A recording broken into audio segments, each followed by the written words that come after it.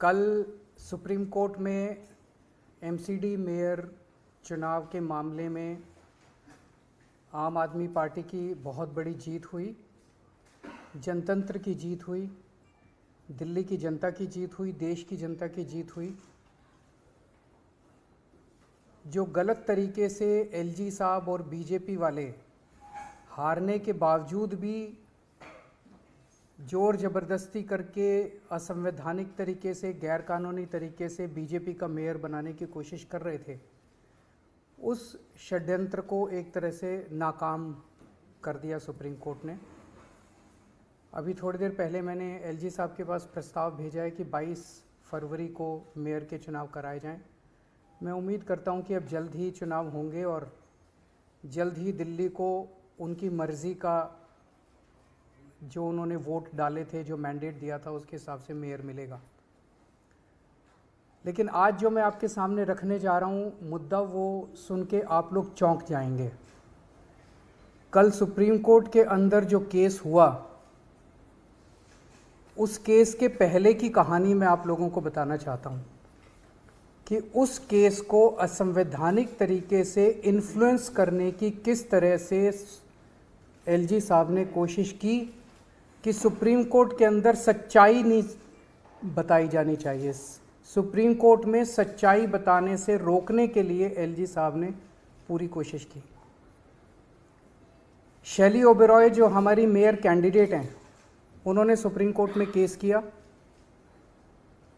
उस केस में उन्होंने दिल्ली सरकार और एलजी दोनों को अलग अलग पार्टी बनाया, क्योंकि दोनों के व्यूज़ अलग अलग थे। एलजी साहब ने कुछ कदम उठाए थे जो दिल्ली सरकार के मुताबिक असंवैधानिक थे, गैरकानूनी थे। तो शैली ओबेरॉय ने दिल्ली सरकार को, एलजी को अलग अलग पार्टी बनाया। दिल्ली सरकार ने यूडी सेक्रेटरी को आदेश दिए कि इस केस में गौतम नारायण को दिल्ली सरकार की तरफ से वकील नियुक्त किया जाए। दिल्ली सरकार की अपनी मर्जी है कि वो किसी को भी वकील बना सकती है। एलजी साहब ने 9 फरवरी की रात को, मुझे याद है कि अगले दिन केस था, 9 फरवरी की रात को यूडी सेक्रेटरी को ये आदेश जारी किया। इसकी कॉपी हम लोगों ने आपको भेज दी है। इसका सेकंड पैराग्राफ अगर आप पढ़ेंगे तो एलजी साहब ये कह रहे हैं कि honourable lieutenant governor has desired that urban development department shall defend this petition. उन्होंने कहा, एलजी साहब ने, कि पहली चीज़, आप मेरा वकील ही दिल्ली सरकार का वकील भी लगाइए। श्री तुषार मेहता एलजी साहब के वकील थे। दिल्ली सरकार के अफसर को आदेश दिया गया कि तुषार मेहता को ही दिल्ली सरकार का वकील भी लगाइए। तेरा वकील तो तेरा वकील भी मेरा वकील और मेरा वकील भी मेरा वकील। मतलब ये तो दुनिया के इतिहास में पहली बार हो रहा होगा कि दो अपोजिंग पार्टियां, दोनों अपोजिंग पार्टी का वकील एक ही होगा। तेरा वकील भी मेरा वकील और मेरा वकील भी मेरा वकील। तुषार मेहता दिल्ली सरकार का वकील और तुषार मेहता जो है वो एलजी का भी वकील। फिर इसमें लिखा है कि Delhi urban development department shall defend this petition. LG साहब उसको कह रहे हैं, अफसर को, कि जितने गलत काम मैंने किया आपको सुप्रीम कोर्ट में उसको डिफेंड करना है। आपको सच्चाई नहीं बतानी, आपको के सुप्रीम कोर्ट के अंदर मेरे सारे गलत कामों को डिफेंड करना है। एक या दूसरा आदेश, you should engage the services of Shri Tushar Mehta. मेरा वकील तुषार मेहता है, तुम भी तुषार मेहता को करो, तुम अपना वकील गौतम नारायण को मत करो। और तीसरा कहते हैं, counter affidavit has been file, कि तुम वहां क्या बोलोगे ये भी मैं तय करूंगा। तुम्हारा वकील ऑपोजिट पार्टी, दो पार्टियां कोर्ट में हैं। एक पार्टी अपनी दादागिरी, अपनी गुंडागर्दी, अपने पद का दुरुपयोग करके दूसरी पार्टी को कहती है कि तेरा वकील भी मैं तय करूंगा, तेरी सबमिशंस भी मैं तय करूंगा और तू मेरे पक्ष में बोलेगा। ये तो इन्होंने, ये क्या है? तो ये दो डायरेक्शन जब उस अफसर के पास गई, उस अफसर को दिल्ली सरकार के मनीष सिसोदिया जी ने डायरेक्शन दी कि आप गौतम नारायण को कीजिए, एलजी साहब ने डायरेक्शन दी कि आप तुषार मेहता को कीजिए। वो बेचारा अफसर, आप सोच सकते हैं क्या करता। उसके पास कोई चारा नहीं था, उसने तुषार मेहता जी के पक्ष में अपना वकालतनामा दी। दिल्ली सरकार के का वकालतनामा भी तुषार मेहता जी के पक्ष में दे दिया। क्यों दिया? उस अफसर के पास दो ऑर्डर थे, एक दिल्ली सरकार के मंत्री का ऑर्डर था जिसके अंडर में वो काम करता है, उसका एलजी से कोई लेना देना नहीं है उस अफसर का, और एक एलजी का ऑर्डर था। एलजी कह रहे हैं तुषार मेहता को वकील लगाओ, ये अफसर ये क्या मंत्री जी कह रहे हैं, उसके अपने मंत्री जी कह रहे हैं कि गौतम, उसने तुषार मेहता के वकालत के पक्ष में वकालतनामा दे दिया। तो तुषार मेहता सुप्रीम कोर्ट के अंदर दोनों पार्टियों की तरफ से खड़े थे, दिल्ली सरकार की तरफ से भी खड़े थे और एलजी साहब की तरफ से भी खड़े थे।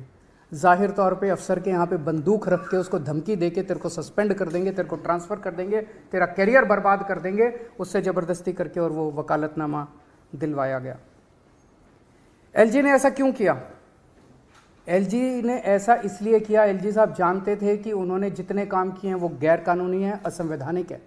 अगर सुप्रीम कोर्ट के अंदर उनकी पोल खुल गई तो एलजी मुंह दिखाने के लायक नहीं बचेंगे। इसीलिए उन्होंने गुंडागर्दी करके, अपना पद का दुरुपयोग करके उन्होंने दोनों पक्षों का वकील एक करवाया, दोनों पक्षों का काउंटर एफिडेविट एक करवाया। तो इससे साफ साफ जाहिर है कि सुप्रीम कोर्ट में सच को छुपाने के लिए एलजी साहब ने ये सारा षड्यंत्र रचा। जैसे हम फिल्मों में देखते हैं कि जो क्रिटिकल गवाह है उसको कोर्ट में पेश होने से रोकने के लिए कभी उसको किडनैप कर लिया जाता है, कभी उसके परिवार वालों को किडनैप कर लिया जाता है, कभी उसको हत्या कर दी जाती है जो क्रिटिकल विटनेस होता है। ये बहुत बड़ा गुनाह है, ये क्राइम है। एलजी साहब ने जो किया वो वही काम किया कि एक पार्टी के सच्चाई को सुप्रीम कोर्ट के सामने रखने से रोकने के लिए उन्होंने अपना ये सारा षड्यंत्र रचा। ये मैंने कई वकीलों से सुबह से बात की है। This amounts to LG's action amounts to interference in the administration of justice. It is criminal contempt of court. LG of lieutenant governor of Delhi has committed criminal contempt of court. मैंने आज एलजी साहब को ये चिट्ठी भी लिखी है, आप लोगों को उस चिट्ठी की कॉपी भी दे दी है, और मेरी एलजी साहब से अपील है कि इस तरह से गुंडागर्दी करके दिल्ली को चलाने की कोशिश मत कीजिए। दिल्ली के कामों में, चुनी हुई सरकार के काम में इस तरह से गुंडागर्दी करके दखलंदाजी मत कीजिए। वो एक बहुत बड़े संवैधानिक पद पे बैठे हैं, उनकी जिम्मेदारी है न्याय होना चाहिए। सुप्रीम कोर्ट के अंदर केस चल रहा है तो उनकी जिम्मेदारी है एक फादर फिगर की तरह कि सारी पार्टियों का पक्ष सच्चाई के साथ रखा जाए, फिर जो भी कोर्ट निर्णय ले। लेकिन उन्होंने उसको करने से रोका। ये तो अच्छा हुआ, जो मुद्दे थे दिल्ली सरकार से सुप्रीम कोर्ट को कुछ पूछने की जरूरत नहीं पड़ी। सुप्रीम कोर्ट को 5 मिनट के अंदर मुद्दा समझ में आ गया। अगर सुप्रीम कोर्ट बाई चांस कल ये पूछता कि दिल्ली सरकार का वकील कौन है, दिल्ली सरकार हमें ये बताए, तो 2 लोग खड़े होते। एक तुषार मेहता खड़ा होता जिसके पास अफसर का वकालतनामा था, और एक गौतम नारायण खड़ा होता जिसके पास मनीष सिसोदिया का वकालतनामा था।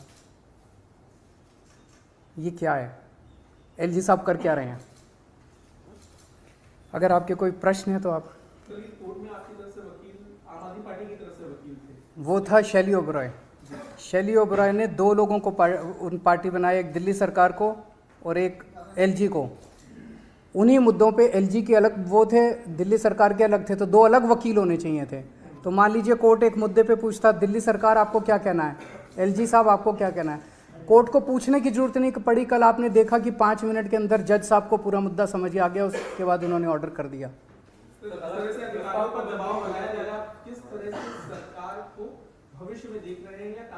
नहीं करेंगे, संघर्ष कर रहे हैं, लड़ रहे हैं।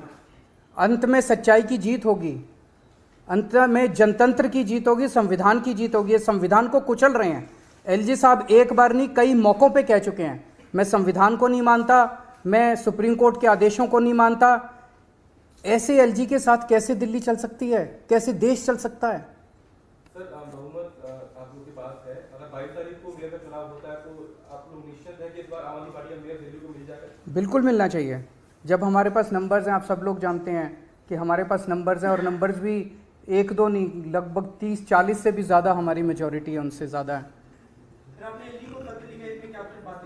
मैंने उनसे यही कहा है कि आपके जैसे, आप संवैधानिक पद पे बैठे हैं, इस तरह की हरकतें करना आपको शोभा नहीं देता है।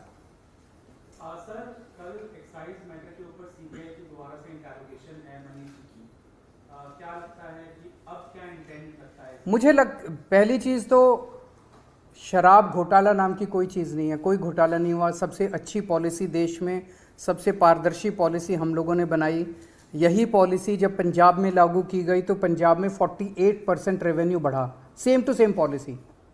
तो दिल्ली के अंदर इन लोगों ने जानबूझ के पॉलिटिकल वेंडेटा के तौर पे, राजनीतिक षड्यंत्र के तौर पे इन्होंने ये सारा केस रचा है। मनीष जी कल जाएंगे, हम पूरा कोऑपरेट करेंगे और अंत में सच की जीत होगी। Thank you. ये तो वही बताएंगे, मैं कैसे बता सकता हूँ।